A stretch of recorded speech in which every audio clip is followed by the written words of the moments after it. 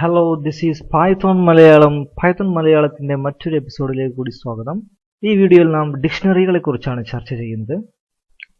മുൻകഴിഞ്ഞ വീഡിയോയിൽ നമ്മൾ പഠിച്ചു ലിസ്റ്റുകളെ കുറിച്ച്. For example names, Appu, Ammu, ഉണ്ണി.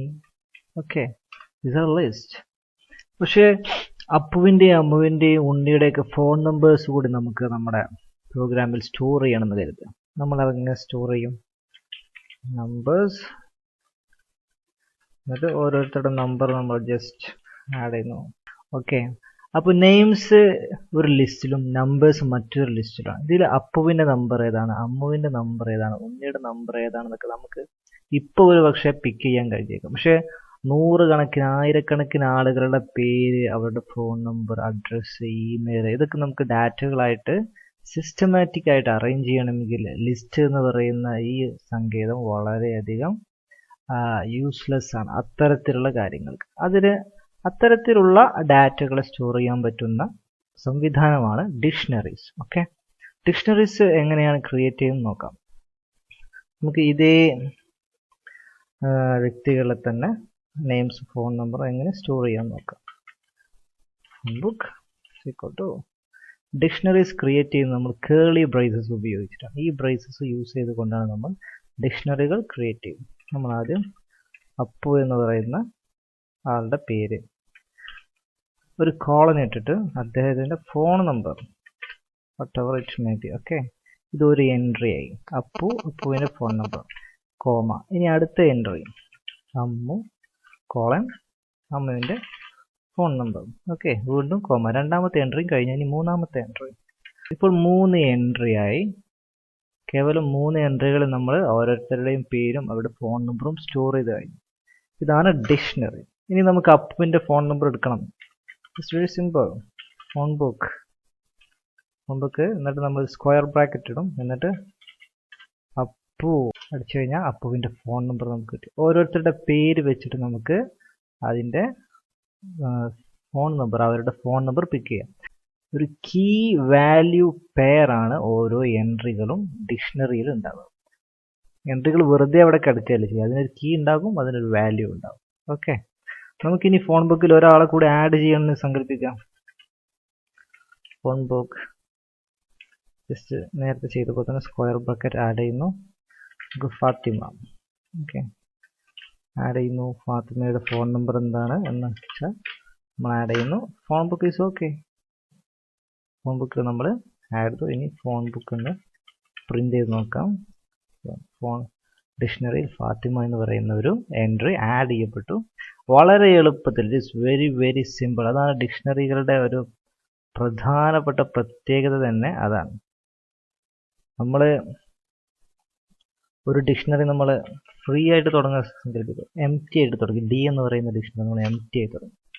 ഡിയിൽ നമുക്ക് വളരെ പെട്ടെന്ന് ഡാറ്റകൾ ആഡ് ചെയ്യാം. Name to Poly. Okay, D print ചെയ്ത് കഴിഞ്ഞാൽ ഡി എന്ന് പറയുന്ന ഡിക്ഷണറിയിൽ നെയിം പോളി എന്ന് പറയുന്ന ഒരു എൻട്രി ആഡ് ചെയ്യപ്പെട്ടു. അതേസമയം ലിസ്റ്റോ, നമുക്ക് ലിസ്റ്റ് ഒന്ന് ഒരു എം ടി ലിസ്റ്റ് നേരത്തെ ഡിക്ഷണറി തുടങ്ങിയ പോലെ തന്നെ നമുക്കൊരു എം ടി ലിസ്റ്റ് നമ്മൾ ആഡ് ചെയ്തു. ഇനി ലിസ്റ്റിൽ നമ്മൾ ഒരാളെ അല്ലെങ്കിൽ ഒരു പൊസിഷനിൽ ഒരു ഇൻഡെക്സിൽ നമ്മൾ സംതിങ് ആഡ് ചെയ്യുന്നു. പക്ഷേ list assignment index out of range. ഒരു ലിസ്റ്റിൽ ഒരിക്കലും നമുക്ക് ഈ രൂപത്തിൽ ആഡ് ചെയ്യാൻ കഴിയില്ല ഒരു ഡാറ്റ. അതേസമയം ഡിക്ഷണറിയിൽ it is very simple and very useful. Okay, dictionary create ചെയ്ത് നമ്മൾ ഡിക്ഷണറിയുടെ പേര് അടിച്ച് ഈ ഈക്വൽ സൈൻ അടിച്ച് ജസ്റ്റ് കേളി ബ്രേസസിലാണ് നമ്മൾ ഡിക്ഷണറി സ്റ്റാർട്ട് ചെയ്യുന്നത്. വേറെ രൂപത്തിലും നമുക്ക് ഡിക്ഷണറി ഉണ്ടാക്കാവുന്നതാണ്. ഫോർ എക്സാമ്പിൾ എക്സ് ഒരു ഡിക്ഷണറിയാണ് സങ്കല്പിക്കുക. ഡിക്റ്റ് ഫംഗ്ഷൻ എന്നാ പറയാം. ഡിക്റ്റ് ഫംഗ്ഷൻ ആയതുകൊണ്ട് പാരന്തസിസ് യൂസ് ചെയ്യുന്നു. ഡിക്റ്റ് എന്ന് എഴുതി കഴിഞ്ഞതിന് ശേഷം നമുക്ക് ഈ രൂപത്തിൽ എഴുതാം. Name equal to Kannan. Okay, comma. ഇനി ഏജ് ഈക്വൽ ടു 45. ഒരു ഡിക്ഷണറിയാണ്. നമുക്ക് എക്സ് പ്രിന്റ് ചെയ്ത് കഴിഞ്ഞാൽ കണ്ടോ, കേളി ബ്രേസസിൽ അതിനൊരു ഡിക്ഷണറി ആയിട്ട് ക്രിയേറ്റ് ചെയ്ത് കഴിഞ്ഞു. അപ്പോൾ ഡിക്ഷണറി ലിസ്റ്റിനേക്കാളും ഡാറ്റ സ്റ്റോർ ചെയ്യുന്ന കാര്യത്തിൽ കൂടുതൽ ഡൈനാമിക് ആണെന്ന് നിങ്ങൾ കണ്ടു. ഇനി നമുക്കൊരു ഡിക്ഷണറിയുടെ ലെങ്ത് അറിയണം. നമ്മളിവിടെ ഫോൺ ബുക്ക് മേലെ നമ്മൾ ആഡ് ചെയ്തു. നമുക്ക് ഫോൺ ബുക്കിൻ്റെ ലെങ്ത് അറിയണമെങ്കിൽ ലെൻ എന്നിട്ട് നമുക്ക് ഫോൺ ബുക്ക് നടിച്ചു നോക്കാം. ഫോൺ ബുക്ക് 4 പേരുടെ ഡാറ്റ അതിൽ കാണാം. നമുക്ക് 4. ഓക്കെ, കറക്റ്റ് ലെങ്ത് അത് നമുക്ക് റിട്ടേൺ ചെയ്യുന്നു. അതുപോലെ തന്നെ ഒരു കീ ഡിലീറ്റ് ചെയ്യണമെങ്കിൽ ഇപ്പോൾ നമുക്ക് അമ്മുവിനെ ഈ ഫോണിൽ നിന്ന് ഡിലീറ്റ് ചെയ്യണം സങ്കല്പിക്കുക. Phone delete phone book just Ammu ഈ ഫോൺ ബുക്ക് പ്രിന്റ് ചെയ്ത് വെക്കാം. അപ്പോൾ നമ്മുടെ ഫോൺ ബുക്കിൽ നിന്നും അമ്മുവിനെ നമ്മൾ ഡിലീറ്റ് ചെയ്തു. വളരെ എളുപ്പത്തിൽ തന്നെ നമുക്ക് ഈ കീ വാല്യൂ പേറുകൾ ഉപയോഗിച്ചിട്ട് നമുക്ക് ഇതിലേക്ക് ആഡ് ചെയ്യാനും ഡിലീറ്റ് ചെയ്യാനൊക്കെ സാധിക്കുന്നു എന്നുള്ളത് ഡിക്ഷണറിയുടെ വലിയൊരു അഡ്വാൻറ്റേജ് ആണ്. കുറച്ചും കൂടി നമുക്ക് എക്സ്പാൻഡ് ചെയ്യാം ഡിക്ഷണറി. പൈതണിൻ്റെ ഫയൽ എഡിറ്റർ നമുക്ക് തുറക്കാം. New file. ഓക്കെ, അത് നമ്മൾ നെയിംസ് എന്ന് പറയുന്ന ഒരു ഡിക്ഷണറി ക്രിയേറ്റ് ചെയ്യും. ഈ ഡിക്ഷണറി വലിയൊരു ഡിക്ഷണറിയാണ് സങ്കല്പിക്കുക. അപ്പോൾ അതിൽ നമ്മൾ അടുത്തൊരു നമ്മുടെ വാല്യൂ ആഡ് ചെയ്യാം. ഇനി അതിൻ്റെ വാല്യൂ ആഡ് ചെയ്യാം. വാല്യൂ ആയിട്ട് നമ്മൾ നേരത്തെ ഫോൺ നമ്പർ ഇങ്ങനെ എൻ്റർ ചെയ്യുകയായിരുന്നു ചെയ്തത്. പകരം നമ്മൾ വാല്യൂ ആയിട്ട് മറ്റൊരു ഡിക്ഷണറി തന്നെ ആഡ് ചെയ്യും. ഓക്കെ, ഒരു ഡിക്ഷണറി സ്റ്റാർട്ട് ചെയ്തു, ഡിക്ഷണറി എൻഡ് ചെയ്യും. വാല്യൂ ആയിട്ട് നമ്മൾ എന്നിട്ട് അപ്പുവിൻ്റെ ഇത് നമുക്ക് ഡിലീറ്റ് ചെയ്യാം. അപ്പുവിൻ്റെ ഫോൺ. Okay, colon. ആ ഡിക്ഷണറിയുടെ ഉള്ളിലുള്ള കീ ഫോൺ നമ്പർ നമ്മളിവിടെ ആഡ് ചെയ്യും. കോമ. ഇനി അപ്പുവിൻ്റെ അഡ്രസ് കോളൻ 128 സ്ട്രീറ്റ്. ഇത് നമ്മളൊരു ഡിക്ഷണറി ആയിട്ട് ഇത് അപ്പു എന്ന് പറയുന്ന ഒരാളുടെ കീയും അതിൻ്റെ വാല്യൂ ആണ്. ആ വാല്യൂ ഒരു ഡിക്ഷണറിയാണ്. ആ ഡിക്ഷണറിയുടെ ഉള്ളിൽ ഒരു കീയും ഒരു വാല്യൂവും ഉണ്ട്. വലിയ ഡിക്ഷണറിയെ സംബന്ധിച്ചിടത്തോളം ഇതിപ്പോൾ ഒരു എൻട്രി കഴിഞ്ഞു. ഇനി അടുത്ത എൻട്രിക്ക് നമ്മൾ ഇവിടെ ഒരു കോമ ഇടും. ഓക്കെ, എന്നിട്ട് നമ്മൾ അടുത്ത കോളൻ അടുത്ത ഡിക്ഷണറി സ്റ്റാർട്ട് ചെയ്തു. സോ ഒരു ഡിക്ഷണറി നമുക്ക് ഇങ്ങനെ എത്ര പേര് വേണമെങ്കിലും നമുക്ക് റൺ ചെയ്യാം. ഇതെല്ലാം നെയിംസ് എന്ന് പറയുന്ന ഡിക്ഷണറിയിലാണ്. ഇനി നമുക്ക് വേണമെങ്കിൽ ഇനി കൂടുതൽ എൻട്രികൾ ആഡ് ചെയ്യാം. ഫോർ എക്സാമ്പിൾ നമ്മൾ email colon appu@email.com. Okay, is also valid. വേണമെങ്കിൽ നമുക്ക് ഇവിടെ ആഡ് ചെയ്യാം. നമ്മൾ ഇന്ന് റൺ അയച്ചു കഴിഞ്ഞാൽ സേവ് ചെയ്യാൻ പറയുന്നു. ഡെസ്ക്ടോപ്പിൽ എന്തെങ്കിലും പേരിൽ സേവ് ചെയ്യുന്നു. ഡിക്ഷണറി ആയി.